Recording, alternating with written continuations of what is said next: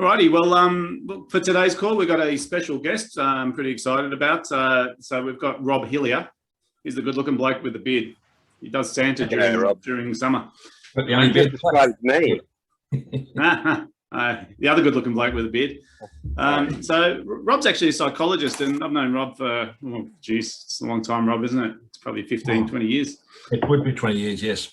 And he's joining us today because he's probably the most in-depth skilled person on DISC behavioural profiling.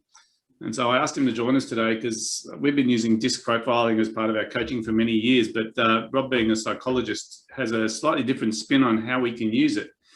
For me, I've always used DISC for recruiting. I think it's a great way to find the right people to do the right roles. I've also used it in sales, so to improve our ability to communicate with the different profiles. But then Rob reminded me just before the call, it's actually all about relationships, both in the workplace, but also at home. So I've invited him onto this call today to share some of his wisdom and knowledge around DISC profiling and how we can use it to actually grow our business. So Rob, welcome to the call. Thank you, David. Thank you. Maybe give us a bit more, if I haven't covered all your background, you want to throw in a few more? Well, yeah, okay. Look, I started using DISC back in about 70 kilos ago now, actually. 70 kilos? 70 kilos ago, yeah. But so lots happened between now and then.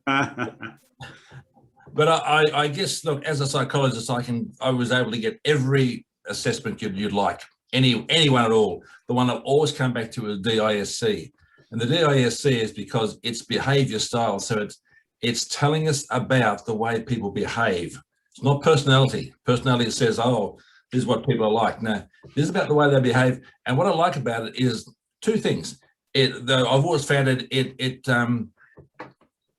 relates specifically to the behavior in an organization in a practical way. You can put the DISC to practical use that works. But and the other thing is that I've been training people for about 20 or 30 years now, and I still have people 20 or 30 years later that they can still tell me what the D, the I, the S, and the C is. Yeah. It's something that just lasts. So it must hit an archetype back in there. That's why I love it so much. So before we go into the practicalities, why is DISC important to someone who's running a business? Well, because the DISC is important in running a business because you need to know what's actually going on with your people, and most people don't know. Most people are just hoping they're okay. And when people go off the tree, they say, "Well, what's going on? What's going on here? I don't know don't understand." Yet, if you can understand the way a person's most likely to behave, and take that into account, and that it's most likely it can be differently than what you are likely to behave, suddenly all those conflicts, all that stuff, all that those disagreements, they don't sort of get legs, they don't take off. And what you'd also find is that the person you really find most difficult tends to be one of the best resources you've got because they cover bases you don't have. Go on. I was going to say, so can you use it to manage a team? Absolutely. Oh, yeah. Absolutely. And here's the go. In a relationship and in a workplace relationship, the people who are most prone to conflict, which are, the more prone as you are to someone for conflict, the more if you understand their behavior style, the more likely you are to be able to work with them. And that then can become the golden relationship in your business. It really can change things. And I've seen it change businesses completely and change people completely. Because you end up by treating people the way they want to be treated, not the way you want to be treated, the way they want to be treated. It's fantastic stuff. So let's talk about the application of DISC. So what's the most common application that someone who runs a business should be using DISC where it's non-negotiable? Well, the recruitment for sure. Yeah. And the thing about the recruitment is in recruitment area, the DISC is legal. Personality tests are not legal. Right. Because personality is not looked on as being a part of business, but behavior style is. So right. That's really, really important business. You can win any court case on behavior style, but you'll lose every court case on personality. No two ways about that at all. So that's the number one. So that's the recruitment side of it because you're getting people in. But of course, for me, once they're in, then I'm looking at the relationship because that's what I do. I'm a psychologist. I've been doing relationships for 30 years. So yeah, I say, right, this is your relationship. Here's how you do it. And it's a really great tool for saying, this is how this person's likely to talk to me. This is how I'm likely to talk to them. This is who I'm likely to get on with. This is who I'm likely not to get on with. Yep. And by knowing that, I don't have to make people right and wrong. I'm saying, that's them, this is me. It just is. That's the way it is. Okay. So I might get the guys who are watching in the chat box. What are some of the relationships that you're challenged with right now within your business? If we can have some case studies and some examples of where you're sort of challenged. So it might be a tough client. It might be one of your employees who's not living up to the expectation.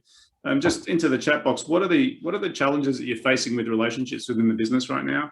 And maybe we can sort of use that as some case studies or examples that Rob can talk through. And maybe pick up a person that really pisses you off. Miriam, I know who you're going to put in the window. So you can see there's two people with the same surname, right? Barrier, clear communication, understanding. Yeah. But yeah, who really pisses you off? This is all confidential. We're recording this, by the way, and who's going to go live on air, but yeah, we'll change the names and we'll block out the faces. No, we won't. So, Rob, maybe give us a bit more insight while we're waiting for some feedback from the guys. DISC, I'm just curious, who has not heard of DISC before today? Can I just have a look? Everyone's done it. Everyone knows about DISC. Awesome. Right. Who's using DISC in recruitment right now? Show of hands. Who's using DISC in their actual recruitment? No.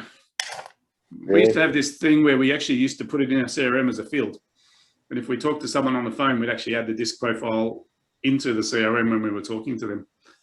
So obviously the guys on this call have used DISC before. Yeah. So explaining what DISC is probably something we can do pretty quickly. I can explain the relationship side of DISC. Yes, please. Now, as you know, with DISC, there's introverted and there's extroverted. Yeah. Now, introverted people don't like extroverted people usually, and vice versa. Introverted people see extroverted people as being too risky. They take too many risks. They go out there, they don't bloody well watch out what's going on, and they keep making mistakes. And I, being an introverted person, have to bloody fix them. Extroverted persons look at these introverted people and say, talk about lack of initiative, talk about not going anywhere. Bloody hell, excuse me, I'm getting a bit, yeah, I'll hold my language. Talk about you're not going anywhere, you've got no courage at all. And besides, you know, if we had your way, we wouldn't go anywhere. And of course, the introverted and the extrovert, they're both correct. And can you see how if they can work well together, they're going to cover the big picture and the little picture as well. And then you have the task orientated and the people orientated. And, you know, the task orientated people are saying, forget people, get the job done. You've got to get the job done. That's the only thing important. With the people person saying, hey, come on, my 2-year-old's having a birthday party at 4 o'clock today and I need to be home. That's very important. And of course, the task orientated person say, yeah, well, in your dreams. Or, well, you'll just have to work harder and get that finished. So there's potential for conflict there. So you can sort of see how people orientated who are extroverted are going to really be in conflict with task orientated people who are introverted. That's the I and the C. Great. And they can really, they can hate each other with a passion. But boy, you get them together and now you've got gold because you've got someone who bringing life to the business. They don't have to worry about the detail. And you've got someone who's bringing detail to the business. They don't have to worry about the big stuff. And they work together and guess what? They give each other work. You see, the point is the extroverted people make mistakes because they go out there. The introverted people, they get behind and they do the detail because when the business goes down, it's the detail they go down on, not the big stuff. That detail will take them down every time. And people say, but I'm doing the right thing, yes, but you're not covering the detail. Well, you can have a high C person there. You'll cover the detail. Now, if you don't have a D in the business, if you don't have that energy in the business, your business is going nowhere. It won't go anywhere. And if you don't have the C in the business, it's going absolutely nowhere because it's making mistakes. If you don't have an S in the business, you got no one to do the work because we are the nicest people, by the way, but we're the ones that do all the work. But that's what we do. We do the work and someone else does all the leadership. And if you don't have an I in the business, well, the business is dead. It's got no life in it. It's got nothing there. It's not even a pleasant place to come. So you can see all those people have to come in there. By the way, there's no one person has just one thing of everything. We've all got a little bit. Yeah. All a little bit of the whole lot. Very, very important to take on. There's a couple of comments about communication in terms of language barrier. And there's another one about international cultural differences. I mean, how does DISC impact with culture? Because Stephen, as an example, I know he's got a factory in India, and he's also got an office in China. And so there's cultural barriers that they have to deal with. Is DISC something that applies in that scenario as well? It does apply there, and because look, when you look at the whole package of the DISC, it's a behaviour style, and it's described in those 4 quadrants. Yeah. And it doesn't matter what you do; those 4 quadrants are going to balance up.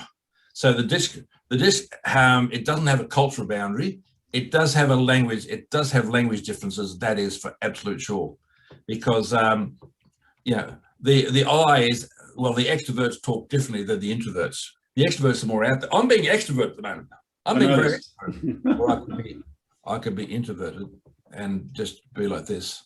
And by the end of the day, you'd be getting very, very tired and boring. But I tell you what, the information I would give you would be very, very accurate. I could absolutely get, you know, but it's not a good thing. But if I'm trying to sell, I'm not going to go selling. But if I try and sell like this, yes, people are going to buy. People buy a car from someone who walks the way I do, but they're not going to buy a car from this guy. Yeah. They buy a car from this guy at all. They're going to get bored and they're going to find another salesperson. So you can sort of see it's not about whether you've got the right people in the job. For me, it's about, are you using that person correctly? Yep. Are you putting that person to best use? And so there's a couple of things here, and what I might ask everyone is, if you know your profile, you might want to just get it into the chat window so Rob can read your mind for you. What profile are you? So just into the chat, are you D, I, S, or C? If you know, let's get it into the chat box so we're aware. Michael Hayne asked a question. He keeps hearing about DISC. He's attended several sessions. He cannot identify which category people are in and how to use it. So what's the ready reckoner? How can I assess someone's DISC profile in sort of 30 seconds or less, Rob? Okay. Firstly, are they introverted or extroverted? How do you know? Well, how do you know? Are they extroverted or are they introverted? It's not that hard to tell, really. So normally what I do is I'll ask a question, I'll ask an open question. So it could be something like, you know, how was your weekend? Or tell me a bit about yourself, or tell me a bit about your business. And usually within 30 seconds, I'll pick that one up. So if they're extroverted, they'll be all over it like a rash. They'll be talking at 1,000,000 miles an hour. If they're I, if they're D, they will actually come at you and say, what a stupid question. Right? So these are a bit abrupt, but they're forward. I's are very forward, but they generally love to tell stories. So that's the extrovert. The introvert, it's like pulling teeth, isn't it? Absolutely, absolutely. How's your weekend? I'll tell you anything. They don't want to say a thing. How was your weekend? Good. Yeah, it's good. So that's the first assessment, is introvert, extrovert. That's a fairly straightforward. Does that make sense, Michael? Just nod if you're with us. Yeah. Does it make sense to you? Mm. And look, the other one, the more difficult one, it's slightly more difficult, is the people versus task. Yeah. And I don't know. See, I feel it now because I've been doing it for a long time, but it's interesting, David's questions, because they're good questions. But the people versus task, you can sort of feel some people are just, it's not that they don't care about people, but that's not their focus. If they're focused, like you get an S person, they really want to listen to you and they really care, and you can sort of feel their caring is coming out of there. Or if you get an I person who's also people oriented, they really just want to talk and talk and talk, and they're really into the people stuff. They love it. Where the task person, they just want it done. They just want the job done, and it's sort of like a real sort of feeling. For me, I'm very much S, and I'm being very I today, but I'm very much S. And generally speaking, if I go and see someone and I feel a bit frightened of them, I know they're a D. I know they're a D. I know they're likely to attack me, and you know, because for some reason, D's love attacking me because being the psychologist, they hate it. But and if they, and the other thing is, if someone's going to talk, because the eyes can't help themselves. They're going to talk. They can't stop themselves talking. So therefore, if they're going to come there and start talking, then I know I'm not going to expect them to be good on detail. So I'll take it a step further too. I think the eyes like talking about themselves. Absolutely, okay. Absolutely. And the eyes on the call will get this, because it's not deliberate, and it's not nasty, and it's not like being self-centered. But that's pretty much what happens. Is the eye is always thinking about them, right? And never shuts up. Never shuts up. So neither good nor bad. Awesome if you're a communicator, because it means that you're happy to talk to people and you've got something to talk about. The S's are very reserved. And when I started to work out what DISC is, I always think about extrovert, outwardly focused, D's and I's. D is dominant. Michael, you can write this down. You should know this already. I is influencer.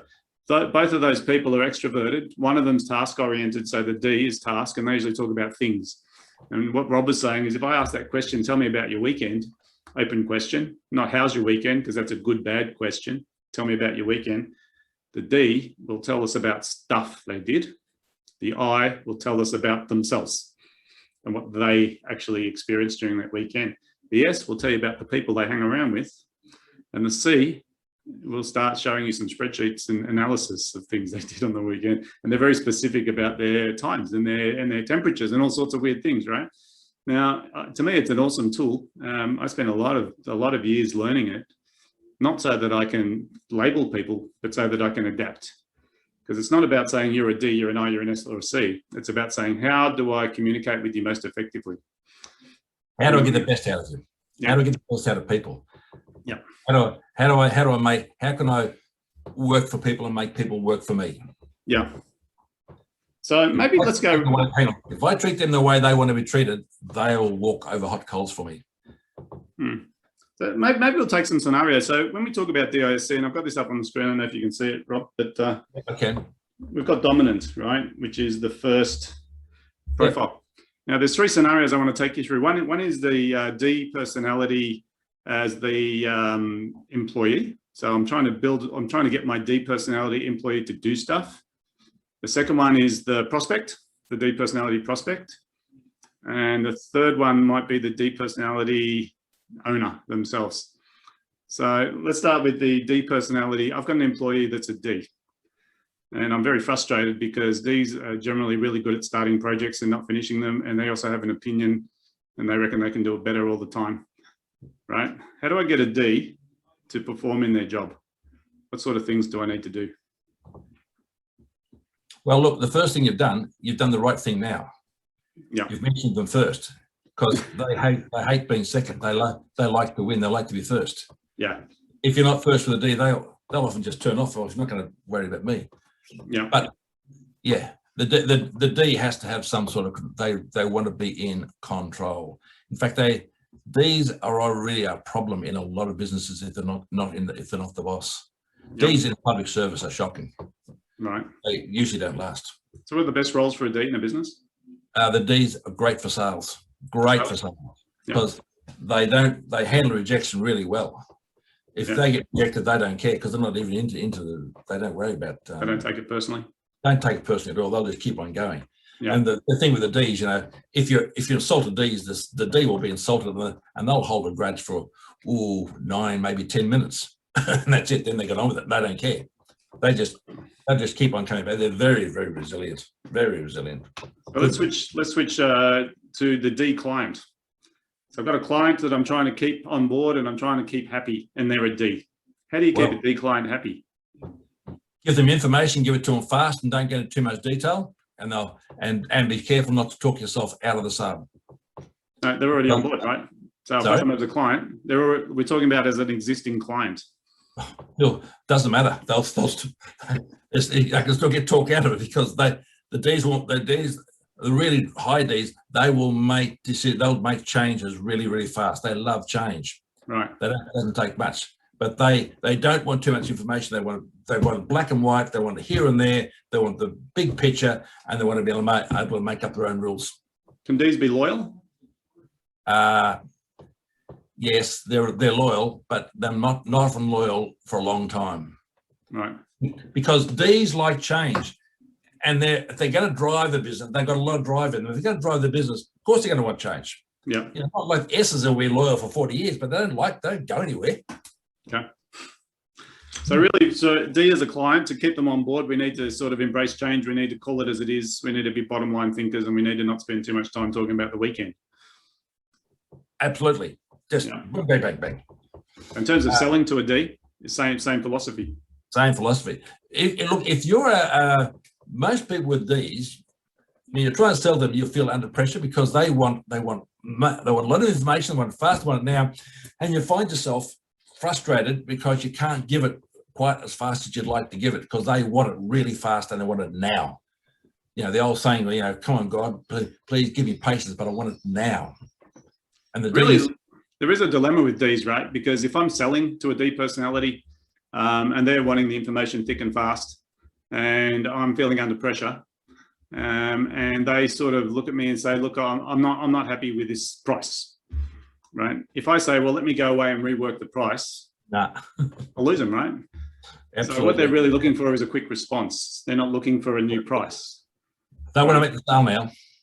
But when a D says, is this the best price you can do? They're expecting you to say yes. Yep. Not to let me see if I can rework the price. Yep. Right. Or they want to say, nah, he's the best price, and I'll accept that then. Yeah.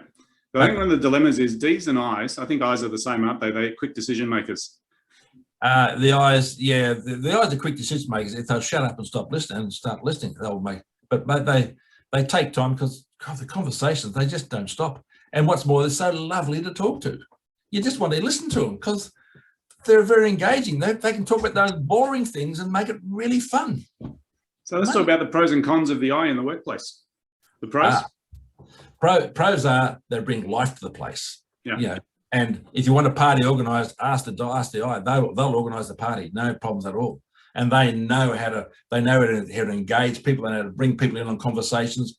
A lot of their conversations are very light, but still they get people moving, and they bring life around. It's not a boring place, and clients love it when they walk into a workplace and there's an I there. But don't put them on the front desk by themselves, because I's, they'll go because they don't like to talk to people. They need to talk to people. It's a need, and if they don't, that need's not fulfilled, they'll start to go down the tube.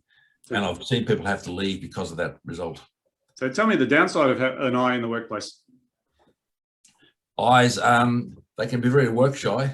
But they're very good at getting other people to work for them, but they often don't like to do the work, and they're not detail orientated. Having said that, I've come across a lot of I's who've deliberately realized that and made themselves detail orientated. They've made themselves because they know that is their that's their failing, and those I's are very, very good. But the other thing is on recruitment, man, I've seen so many people recruit an I because the I's in interviews, they cream it. They are great, and they really do cream it, and they go right over the board. And then they get in the workplace, you find they're not who you thought they were. And they're not doing the job, and they're not getting the work done. They're talking all the time, and it's like as if, you know, we want a bit of product here. Mm-hmm. And every time you're going to talk to them about it, they're so lovely, they just talk the way out of it. So I think the other thing I know about I's is that they are yes people. Is that true? Well, they're yes people, but they can even say no with a yes. They're so good at it. Yeah. So I think one of the biggest weaknesses of the I's, and we've got one or two on this call, is that they tend to overpromise and underdeliver, and they don't do it on purpose. They believe they can talk their way into hell and out again. So they talk their way around things, but the problem is, I believe the reason they overpromise is because they never want to they don't want to offend people. They always want to be the life of the party and the best guy there, so they say yes, and then they move on to the next conversation. So it's not deliberate. It's just that they're constantly saying, yes, we can do that. Oh, yeah, no problem. Oh, there, that's awesome. Yes, yes, yes, yes. And they end up with a trail of open-ended promises. Yeah. Yeah, well, that'll happen, and then nothing happens. Yeah. That's very true. So with the D, what they promise. Before we move on, Rob, I learned at a very young age that being an I need to surround myself with details people. Yes. And that's gold, because those detailed people, they will need you as an I too. Otherwise, their life is boring. You know, it's funny that you say that, Stephen, because we've been using DISC in business for years, and people say, so which is the best profile for a business owner? And Rob sort of alluded to this right at the start, and there is no best profile. Because if you had a business full of Ds, there'd be lots of projects started, lots of things get going, but nothing gets finished. If you had a business full of Is, it'd be party time all the time. And same thing, nothing would get finished. If you had a business full of S's, nothing would change. Over time, it'd be the same every single day. Nothing would be initiated, and the same with the C's. So I think you have to have them all. And the smart money is not, this is the counterintuitive part, Rob. I found that when I go to recruit, guess which profile I recruit for? Answer this. People like me. Sorry? People like me. Yeah. If I'm an I, I'll be attracted to other Is, right? I know, and what you need to be recruiting for is somebody who can do the detail for you. Yeah, so that comes down to the other side, the S's and the C's. Let's talk a little bit about S, because S is a pretty common profile, isn't it? The most common. So S stands for stable. Public servants, full of them. Yeah. They just do the work, and they don't want to finish the job, and they just do the work, and they work hard. You've told them to do the job, they'll go ahead and do the job. S's are the nicest people in the world. They're the really nice people. What's on the call? Miriam. Yeah. Well, Miriam, yeah. Do me a favour. What do you think Michael's profile is? I'm nice. And they're great. S's are great listeners too. They really listen well. Unlike the I's, they don't listen so well, nor the D's. But the S's, they are the great listeners. They'll sit there and they'll listen. You know, and as a psychologist, and I've been listening to people for years. My wife is more D and I than I am. She says, I couldn't do what you do. She says, I couldn't do it. She can do it. She came in once on a session with me because I wanted her. So she's 2 hours. She came out there and she said, I now understand. I now understand. I don't ever want to do that, because she couldn't. Yeah. I can. Yeah. I can do it. I can do it really, really great. But she couldn't. And if she could do it, well, where's our life going to go? It's going to go nowhere. Because while I'm sitting there listening, she's out there planning what are we going to do next. So tell me a bit about how do we get an S to change? How do we get an S to move? Oh, with great difficulty. Yeah. Because and the other thing is, I said before about the D's. If you insult a D, they'll hold the grudge for about 10 minutes. If you insult an S, they'll hold the grudge for about 10 years, and 10 years later they'll still be waiting for time to get you back. So you got to watch it. S's do. They hold grudges. They hate change. They're very, very family orientated. If you threaten the family at all, or think that it's for the family, they'll change for the family. They will. They'll change themselves for the family. But S's find it really hard to change, and they come up with an emotional block. Whenever the change comes up, there's an emotional block comes in there, which the S's don't even have control of. It just happens. I reckon S's are D's who've been trained to shut up. They've been trained to put down. That's my own view. And you won't see that anywhere. So that's a Robert Hilliar exclusive, that one. Yeah, but S's, they've been trained to shut up and just sit there, just listen and go into safety. So how do I sell to an S? Oh, as a D who sells to an S, you've got to be very careful. The D will get bored. They get bored, and they don't find it. And the S's will have difficulty making decisions, and they sometimes will not make a decision at all. They will not change. Selling to an S is hard because the S's are in passive resistance, and that's a really hard question, because I've never quite worked out how the hell you sell this. Every time I think they got it right, I don't know. But the S's are by, they don't like flashy things. They want something which is reliable. They want something which is going to last. They want something to last. They want something no change, something that's going to be there, and it's good for the family, and it's good for everybody else. Because S's are really, really connected with everybody else too. I really like S's. What works with S's is social proof. What works with S's is impact on the people around them. So they'll do more for other people than themselves. So they've got a social consciousness. Would that be fair to say? That's absolutely fair, and that runs the whole life, because S's want to belong. By the way, S's can talk, but you talk to them first, and they'll come through, and they'll have the greatest conversations with you, but where the I's will come up and talk straight away. S's aren't much good in sales because often they'll hang back too much, and they take rejection personally. They don't like it. They find it really, really, really tough to do it. And my experience with S's, Rob, is that if I can't read the profile, they're probably an S. Absolutely, you can't read it.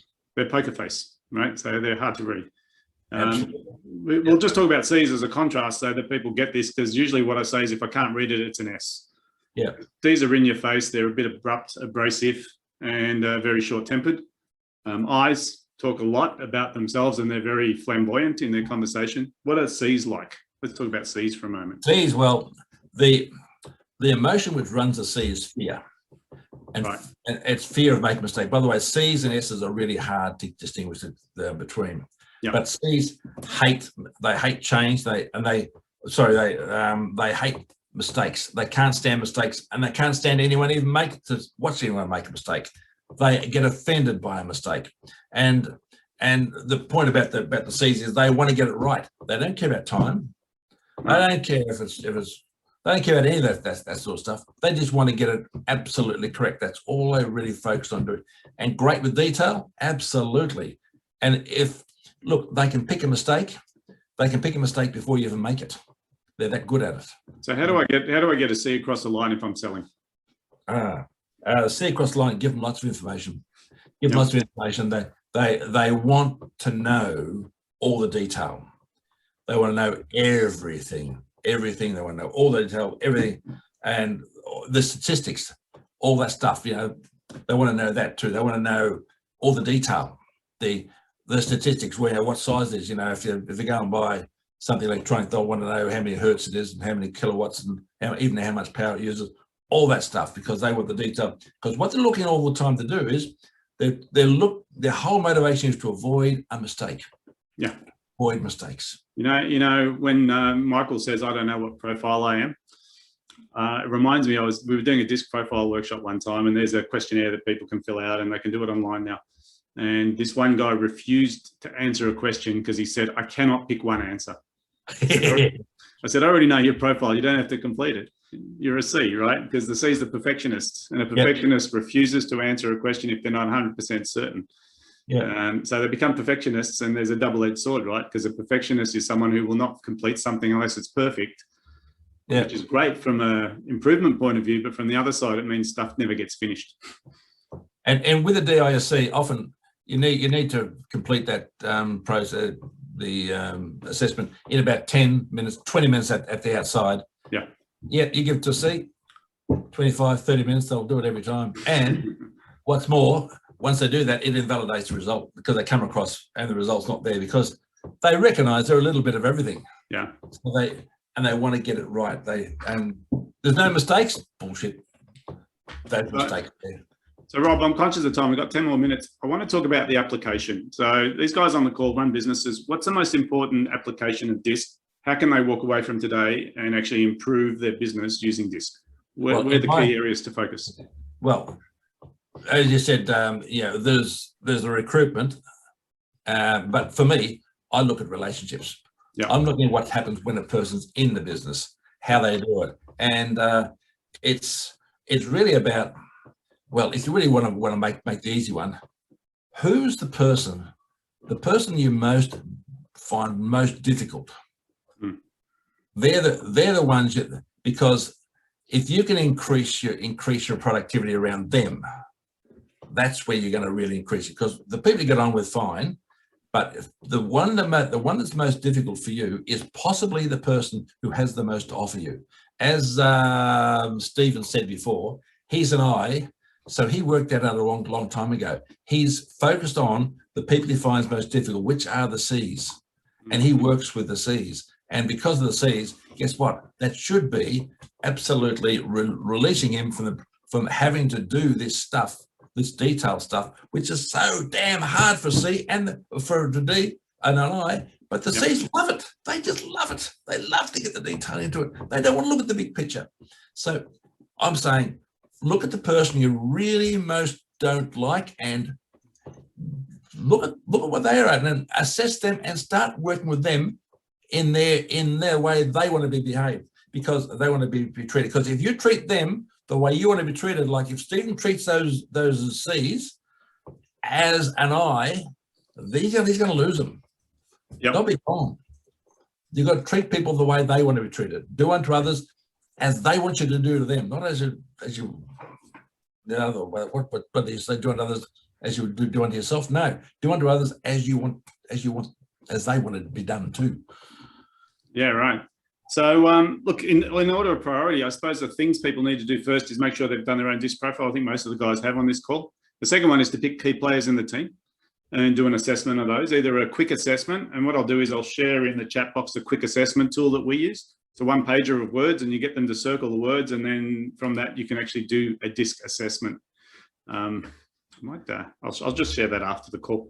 But the third thing is, once you've done that assessment, work out what you need to change in your communication with those people, yeah?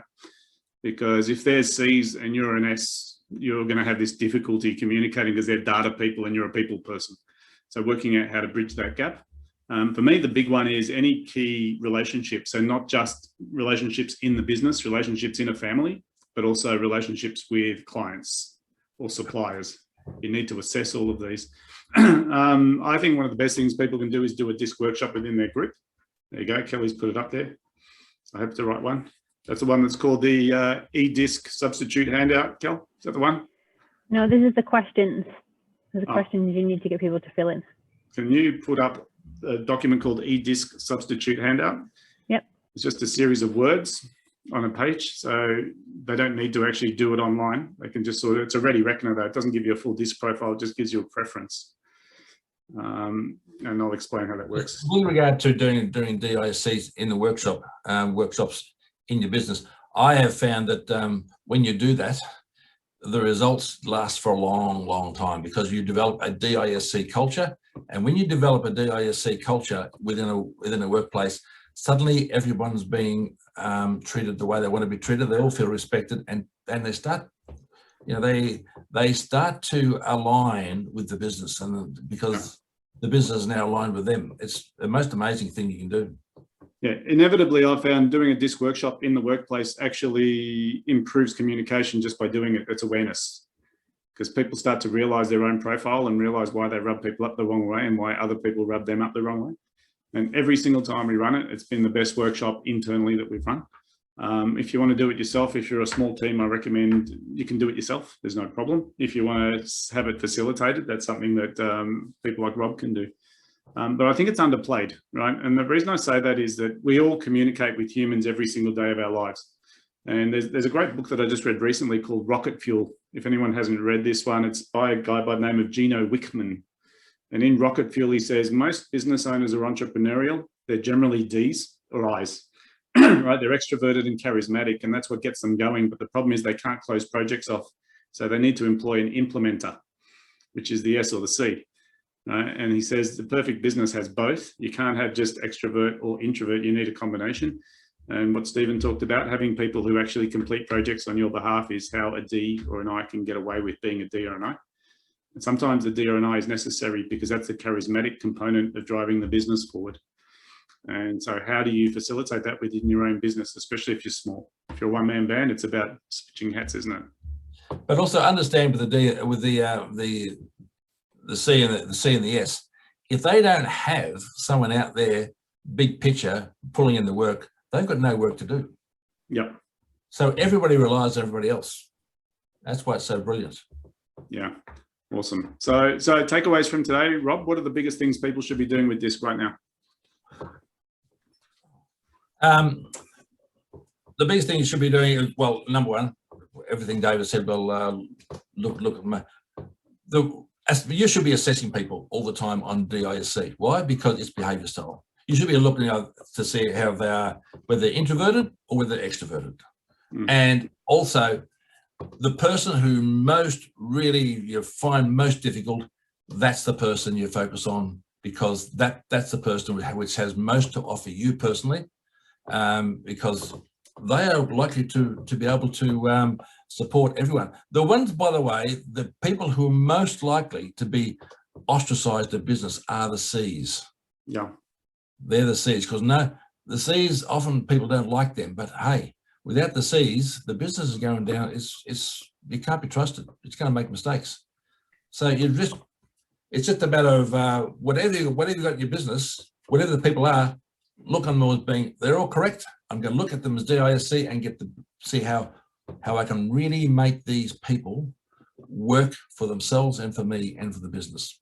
Right. So it's really about awareness, right? Absolutely, totally awareness. Cool. Let's just quickly go around the table. So what's resonated with you out of today? What has inspired you? What are the things that you need to find out more about? Stephen, you're unmuted. Let's go with you first. Read it. It's a good book. That was great. It resonates well. That's a high. Yeah, I've got it here. Awesome. So I think from here that we'll implement this back into the business. We'll get everyone to do it, and we'll have a good chat and a good laugh about it. Yeah, and get it working with us and with our customers. So it does break the ice in the team as well. When people are getting conflict, they're not aware of why, and then they go, "Oh, that's why he's like that. That's because he's a C." And the team will love it. They love this stuff. They love it. Absolutely. Miriam, what's resonated with you out today? The importance of actually helping Michael to understand it, so that when we talk about people, he can get it. So I'll have to revisit that one. Just on that, it's one of those things you have to learn it, so you're not thinking about it when you're doing it. It's automatic.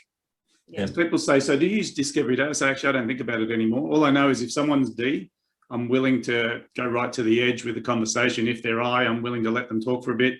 If they're S, I'm patient and I let them talk about the team around them. And if they're C, I give them data to analyze.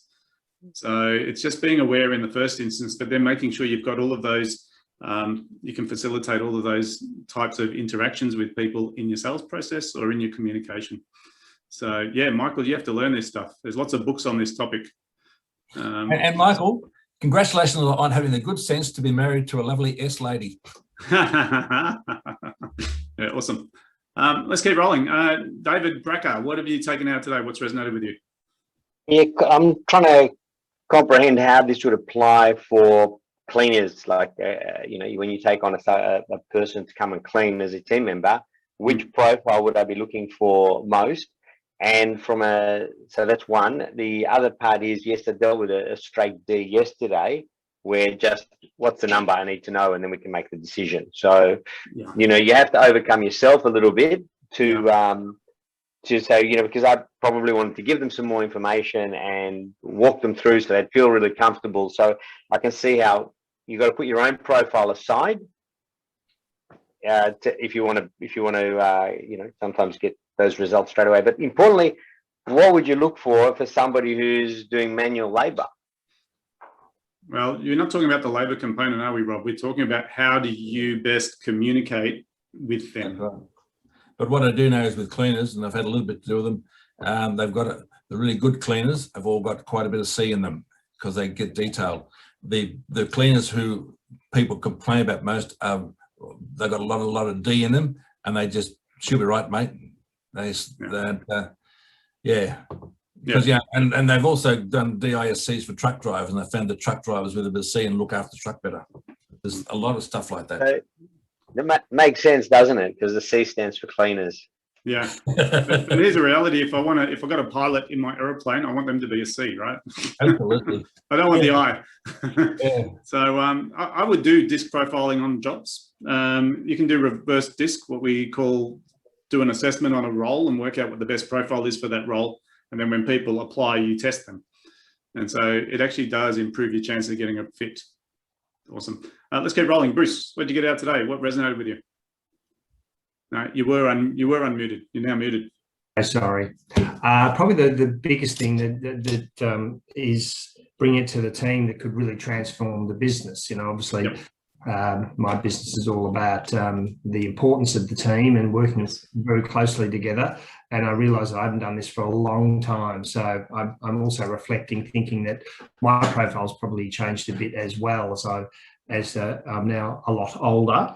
So yeah, I think it's a really good reminder that there's a lot in it, and I'm having a lot of trouble with employing the right people for the job. Yeah. And I think this will help me enormously. So yeah. Awesome. Fantastic. Adam. There is no better Sorry. instrument than DIC for team, by the way. Sorry, go on. Yeah, no, you're 100% right. And I think sometimes we underplay the importance of getting the team to do this, go through an activity, because it actually causes them to focus on their own communication amongst each other as well. Adam, what did you get out today? What resonates with you? Just the fact that I think we've got to sit down as a team and actually go through this. I think particularly if everyone's still working remotely and people haven't had a chance to build that personal relationship, I see this as a good tool to be able to tick that off. Yeah. To me, it's a secret weapon, because when you educate your people on DISC, you find that they become more conscious of all of their relationships in the workplace, in the home place, and it just lifts their ability to communicate, which improves productivity as well. Awesome. Alex, what resonated with you out today? Oh, well, being solopreneurs now, they're saying, I know about DISC for about 15 years. Yes. And I just know how much I need to expand to have more people on board, because I can't be all 4 types and I need all of them. Absolutely. And the hard bit is generally the people you need are the ones that are great with your personality the most. And so you have to come to terms with the fact that they have to be different personality kinds. Awesome. Michael, last but not least, what did you get out of today? I know I'm now a C. Yeah, took a while to work that one out, but we knew that from before. Look, and I know I married the right person, but it's nice to be reassured of that at the time. Yeah, thanks, Rob. We'll pay you later. Awesome. All right, guys, look, what we're going to do is this is being recorded. It's going to be posted up in the Learning Management Center. I'll add all of these documents that we've talked about, because to me, DISC is a journey. It's not just this is the profiles. It's about incorporating it into your day-to-day activity, making sure your team are aware of it, and then starting to think in terms of recruitment, finding the right people for the right jobs, and also sales, making sure that your sales process covers all 4 personalities, because you don't know which one's going to show up. And if you've got a preference, if you're an I, you'll always find you're selling best to I's. But how do you sell to a C? Well, you have to have the documentation and allow them to take their time. So I'll include a whole lot of documents up there so that you guys can get this as a library. I would encourage you to do this with your team. It's an easy process. One of the documents I sent you doesn't have an explanation, but I will do that in a secondary video. I'll explain how to use it. So I suppose 2 things. I'd like to first of all acknowledge Rob for joining us on the call. It was really sort of off the cuff, and I figured he knows more about this than pretty much anyone I know. So if you want to reach out to Rob, he's always available to have a quick chat. He does these sort of workshops all the time. He's our resident psychologist in this place, so all of our coaches use him as their shrink. Nice term, but it's true. And so I'd like to acknowledge him. And also you guys, hopefully you got some good value out today. Just a reminder of DISC and how you can use it to improve communication. Enjoy the rest of your week. I'm conscious of time. It's 10 to 10. We normally go till 9:45. So thanks for your attention and your time. Have an awesome day. And we'll catch up with you guys pretty soon. Thanks, Dave. Thanks. Thanks, Dave. Thanks, Rob. Guys. Great session. Thank you. Yeah, thank you.